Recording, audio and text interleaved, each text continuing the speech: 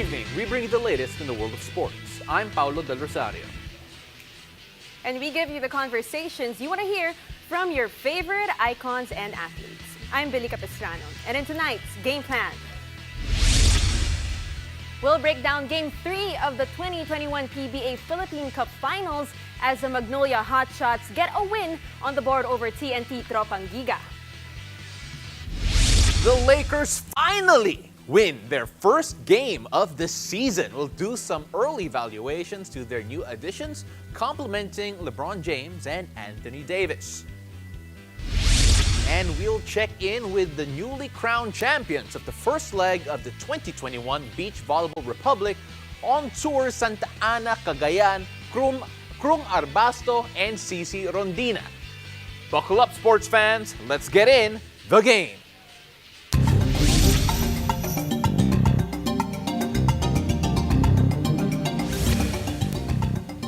They say teams are most dangerous with their backs against the wall.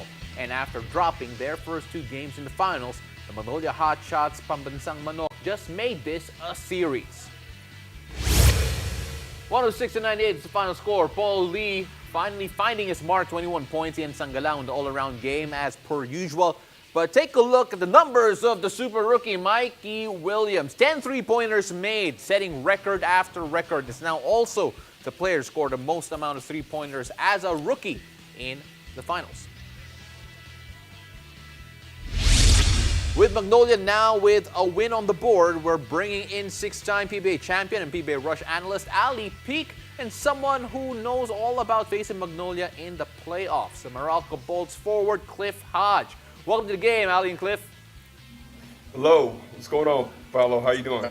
We're good, we're good. You know, we wish you were here, Ali, because I love it when you're angry, but we're gonna be okay with this for the meantime. So, look, let's talk about what happened in that last game, because it felt like Magnolia had to change things, so many things defensively to kind of get TNT out of rhythm, and kind of paid off, Ali. Absolutely. You saw different defenses. You saw multiple defenses that really kept TNT off balance. I'm going to go with the box and one early on, and then we saw a lot of the triangle and two, which denied guys like Jason Castro, R.R. Pogoy, specifically Mikey Williams, causing other players to make plays. And what that did was that halted the flow.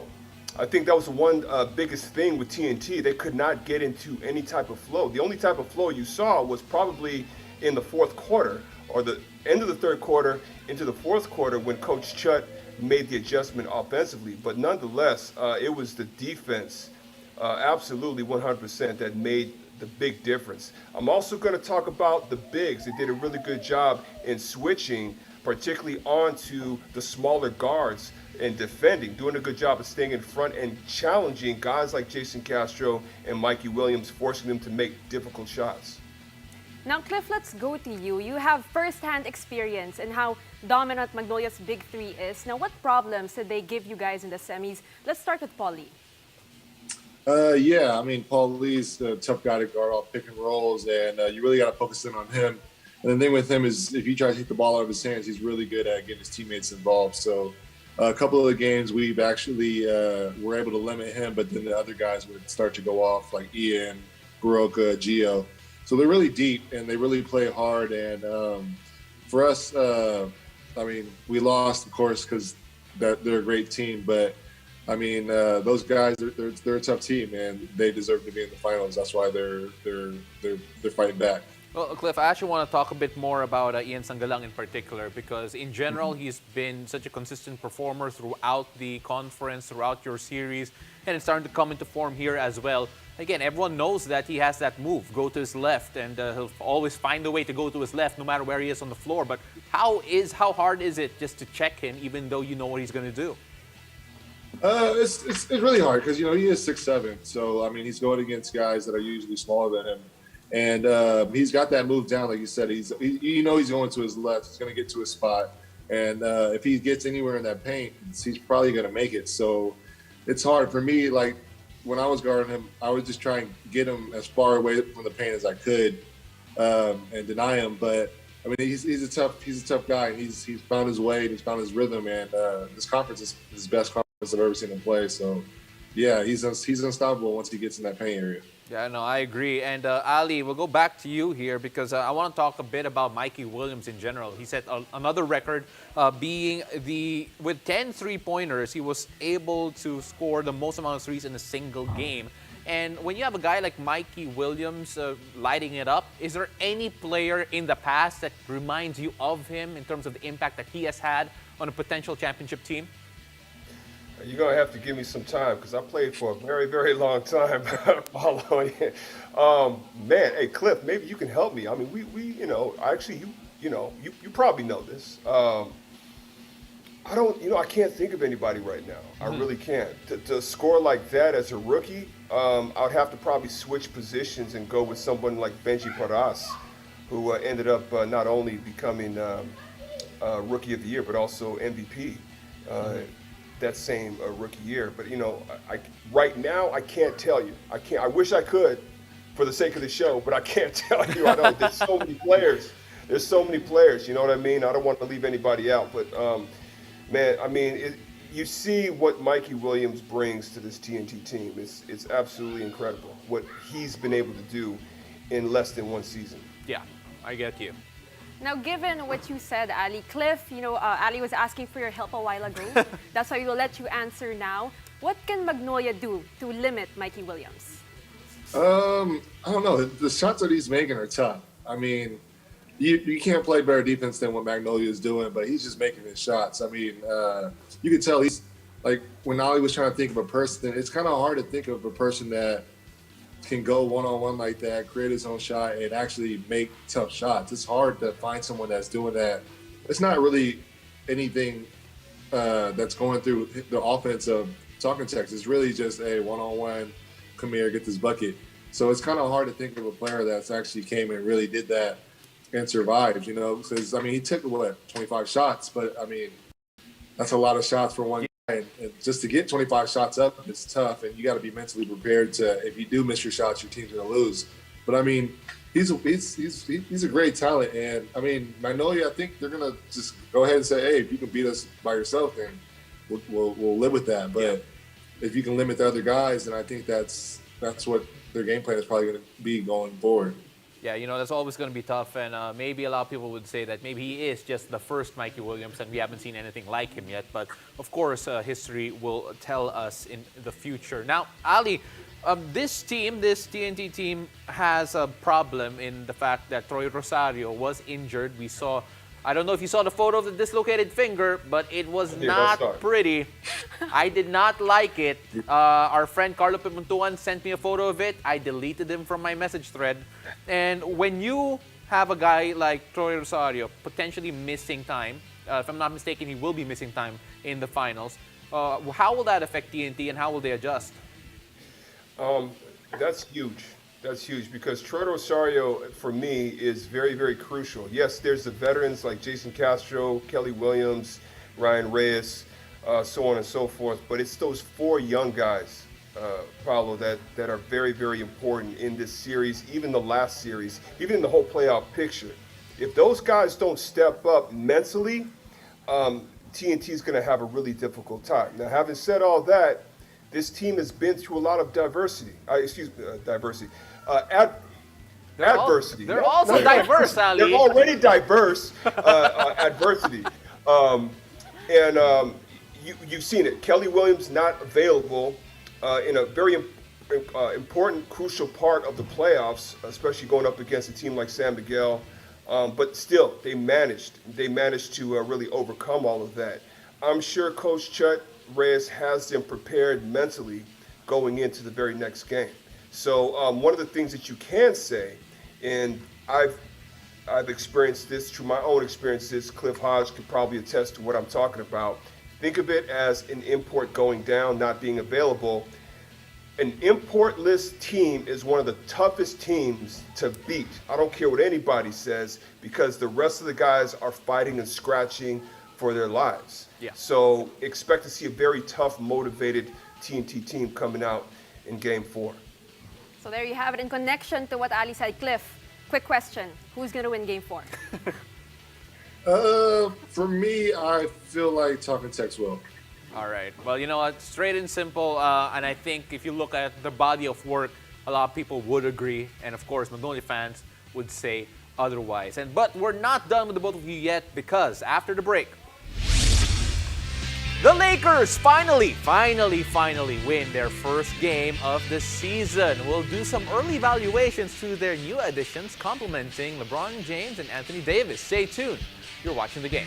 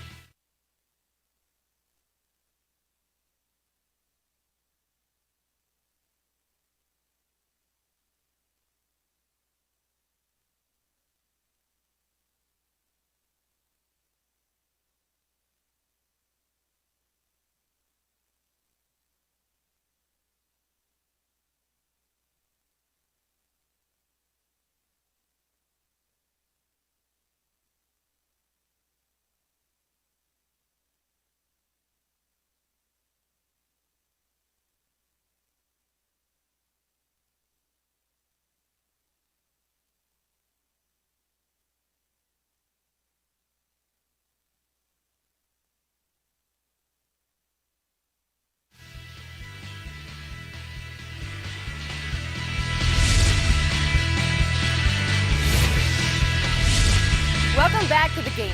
I say this in delight for all the Laker fans out there. Finally, congratulations to the Purple and Gold for winning their first game of the season in a nail-biter against Ja Morant and the Memphis Grizzlies. That being said, it has only been 3 games, but let's do our early evaluations regarding the team's new additions. Still joining us for our discussion, we have Veralco's Cliff Hodge and our resident Laker fan, Ali Peak. Hello again, gentlemen. Hi. All right, so this is going to be an interesting discussion because we have Ali here, Pao, who is a big Laker fan, and we have Cliff, who's just neutral, pretty okay. He's a New York fan, but he's neutral for today. Right, so let's start things off with Carmelo Anthony. Big game for him, 28 points in 27 minutes. Now, what can you say about his chemistry with the team, especially alongside LeBron and AD? Cliff, let's start with you.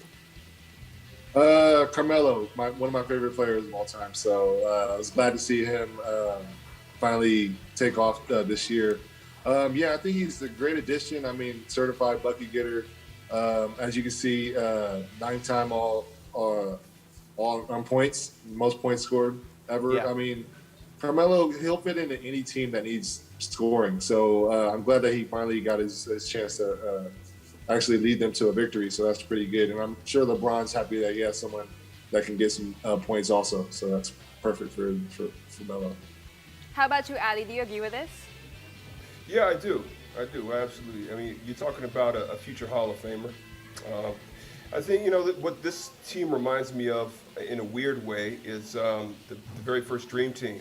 We saw that documentary, the 1992 Dream Team, and when they first had their first few practice games against the young guys, it just seemed like no one wanted to step on each other's toes. And so from that standpoint, people are kind of walking on eggshells. They just have to let loose and be themselves. I think the biggest key here is I'm going to go to the coach. How Coach Frank Vogel orchestrates this whole thing, and can he remain firm in some of the decisions that he makes? That is one unit that he has to make sure becomes cohesive, especially before the All-Star break. Yeah, that comparison to the Dream Team gotta make me shake my head, Ali, because the Dream Team was relatively young, I guess, or in their prime, but this Lakers team is pretty old.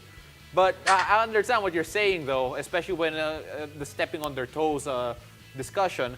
But when you look at this group, you have guys like Russell Westbrook and Dwight Howard who, have had mixed success in the past throughout their careers in terms of actually delivering in the playoffs. Let's start off with Russell Westbrook first, because a lot of people are saying that is he the point guard, the guard that the Lakers need to go to the next level? Because there's a lot of arguments against him. What's the argument for him?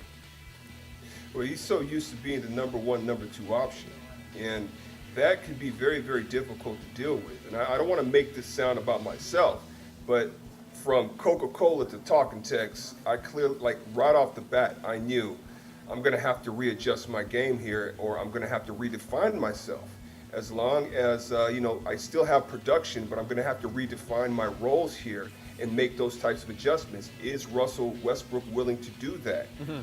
He is 33 years old. He can't keep pushing the pace. He's probably got another 2 years left before he starts to really slow down and start to feel all of that. So maybe it might be a time for him to adjust his game and redefine the way he plays. Every great player has done it. Kobe Bryant, Michael Jordan, why not Russell Westbrook? Right, now let's move on to Dwight Howard, Cliff, sorry. After that altercation with AD, what can you say about him, gelling with the team as of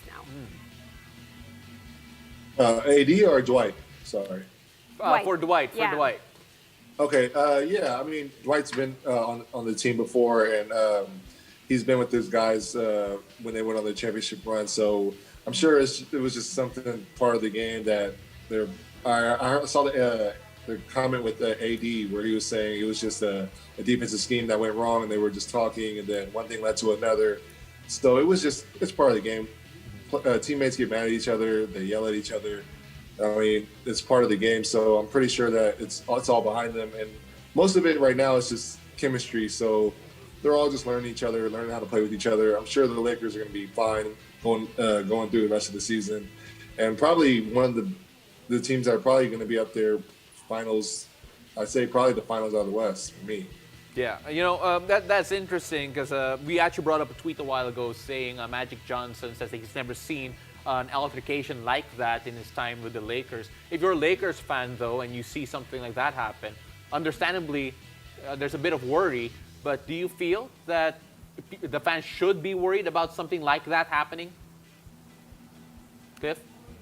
I don't think so. I mean, honestly, like a lot of things happened during the game, and I think it was just because all the cameras were on them, and then it actually got out that something's happened on the bench, blah blah blah.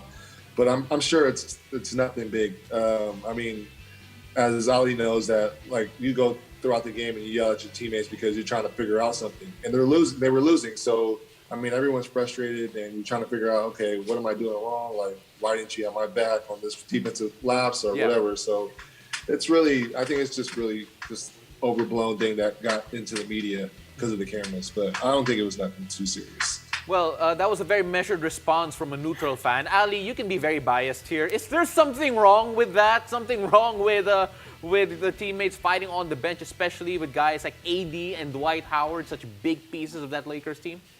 It's one thing to get in an altercation in practice when no one's really around. That happens a lot. It's one thing to start yelling at each other. I know I've done it. I know Cliff has done it to his own teammates. But you're trying to get on the same page, and it's not always going to be pretty. It's not always going to be, everybody's going to be buddy-buddy. That's not a real relationship. Any team, any athlete, former athlete, whatever, knows this. And they're just trying to sort things out. However, it's another thing to put your hands on somebody that's supposed to be wearing the same jersey as you are. Yeah. That bothers me a little bit. Okay. That makes me believe things are a little bit unhinged. But I do agree with Cliff that things do get intense. You're talking about a lot of alpha males there. Yeah. No, I Make get a lot you. of money. So yeah. Yeah, I get you. See, that's what I wanted. I wanted a bit more emotional investment in it, and Ali, that's why I went to you. But again, thank you very much for joining us here today. Ali, we're going to talk a lot about the Lakers moving forward, and Cliff, we want to talk to you again soon. Thank you very much. Appreciate it. Appreciate it, guys. Appreciate it. Thanks. See you, Cliff. Now we'll switch to the beach. As we check in with newly crowned champions of the first leg of the 2021 Beach Volleyball Republic on Tour Santa Ana, Cagayan. Cici Rondina and Krung Arbasto join us live when the game returns.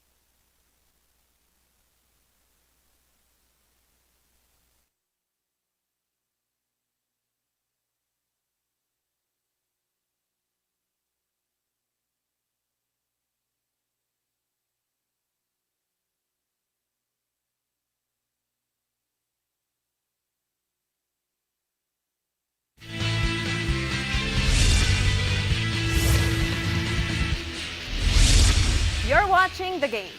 Philippine Gymnastics golden boy Caloy Yulo made an epic comeback in the World Championships. The 21-year-old gymnast won gold in the vault event with an average score of 14.916. He then captured the silver in the parallel bars with a score of 15.3. Yulo is the first Southeast Asian to win a gold medal in the world event after his win in floor exercise back in 2019. Back here at home, the first leg of the 2021 BVR On Tour Santa Ana, Cagayan wrapped up today. And tonight, members of the champion teams Krong Arbasto of Creamline Men's and CC Rondina of Creamline Women's join us live. Mga idol, welcome to the game. Welcome. Hello po. Hello. Good evening po. I like how Krong welcomed us eh. Thank you Welcome din. Welcome. Ayan, so kamusta naman ang feeling na champions kayo for the first leg of BVR On Tour? CC, ikaw na mauna. Masaya po, sobra. Kasi sa tagal-tagal ba naman namin di nakapaglaro and nakapag-court kasi PCQ. Sobrang saya kasi nakapaglaro, nakatalon din. And syempre nakapunta din ng ibang lugar. And nagpapasalamat talaga kami sa BDR and most especially sa PNBF and Creamline na pinayagan kayo maglaro dito. O, diba? Parang mini vacation na din, na nakapag-beach kayo. Buti ba kayo nakapag-beach kami? Okay, nandito lang I kami. wish I were there. Ikaw naman, Krong, ano yung feeling na champion? Sobrang thankful kasi nagbunga lahat ng pinaghirapan namin.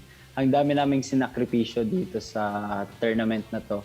Alam namin na lahat ng ginagawa namin is para din sa bayan. So yun, nagpapasalamat kami sa PNBAF, Creamline, and especially sa BVR na natupad na rin yung pangarap namin makapaglaro ulit sa buhangin. Yun po. Well, CC, I hope you don't mind me saying, pero medyo expected yung result na to, especially with your experience on the national team. Eh. Pero dagdag pressure ba yon knowing that you go into yung tournament na to as a favorite, at least on paper?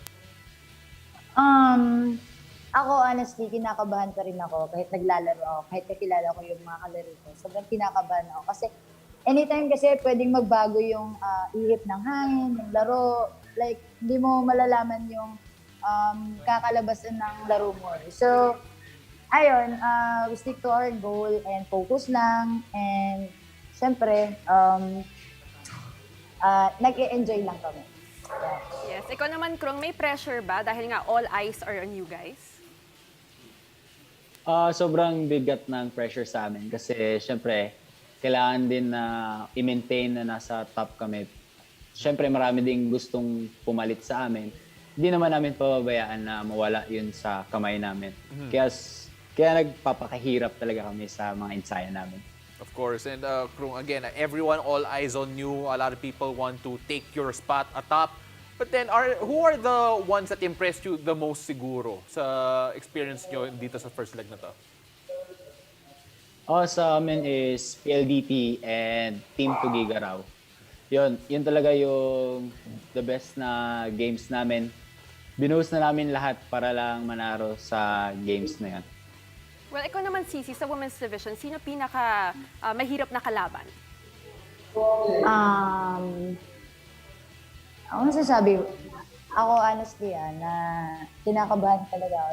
Like, andun pa rin yung kaba ko. Para pa rin akong newbie sa paglalaro. Really? Hindi ko lang siguro alam kasi baka excited lang. Pero ano ko si CDO na kasama ko din sila sa UST and nakita ko yung ano nila, yung paano nila nilaro and paano sila naglaro and di ko nakala na ganun yung kakalabas ay makakalaban natin sila sa finals. Kaya yun.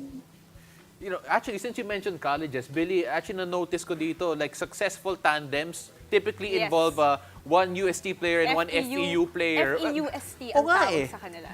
Bakit ganun, Sisi? Yep. Ano yung chemistry nyo ni Bernadette? Kilala ko na si Ponce way back palarong pambansa days. So mga high school pa kami.